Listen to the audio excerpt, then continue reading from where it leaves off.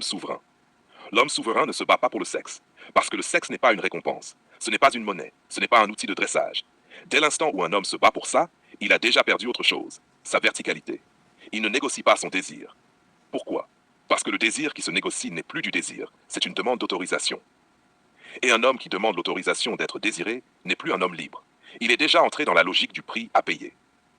L'homme souverain comprend une vérité que beaucoup refusent de regarder. Le contrôle moderne ne passe plus par la force, il passe par l'intimité conditionnée.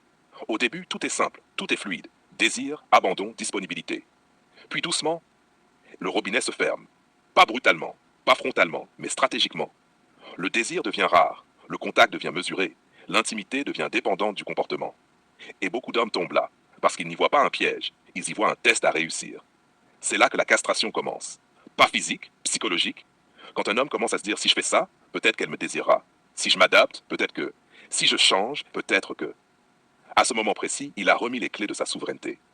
L'homme souverain refuse ce jeu. Il n'accepte aucune relation où l'intimité devient un outil de contrôle. Parce que l'intimité, quand elle est saine, circule. Quand elle est toxique, elle régule. Et la régulation est toujours une prise de pouvoir. Il n'exige rien, mais il accepte encore moins. Il ne force pas, il ne supplie pas, il observe. Et quand il voit que le désir devient une laisse, il ne discute pas. Il retire sa présence. C'est là que beaucoup ne comprennent plus. Mais pourquoi partir? Pourquoi ne pas réparer? Pourquoi ne pas faire des efforts? Parce que certains efforts ne construisent pas, ils déconstruisent. Parce qu'un homme qui se plie pour être touché apprend à se nier pour exister. L'homme souverain préfère perdre une femme que se perdre lui-même. Et ça, ce n'est pas du détachement émotionnel. C'est une hiérarchie claire.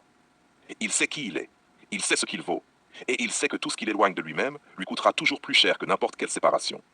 Il n'est pas amer. Il n'est pas en colère. Il n'est pas en guerre contre les femmes. Il est simplement non négociable. Et voici le paradoxe absolu, celui que personne n'aime entendre. C'est le seul type d'homme qui n'est jamais castré. Pourquoi? Parce qu'il peut partir. Parce que sa sexualité ne dépend pas de la validation. Parce que son désir ne dépend pas de la permission. Parce que sa présence est un choix, pas une imploration. Les relations ne tiennent pas par la peur de perdre. Elles tiennent par la liberté de rester. Et quand une femme sait qu'un homme peut partir sans s'effondrer, sans supplier, sans se renier, alors deux choses se produisent. Soit elle le respecte profondément, soit elle révèle qu'elle cherchait le contrôle. Dans les deux cas, l'homme gagne. L'homme souverain ne court pas après l'intimité. Il incarne quelque chose qui donne envie d'y entrer. Il ne menace pas de partir. Il est simplement capable de partir. Et cette capacité change tout. Ce discours est sombre parce qu'il arrache les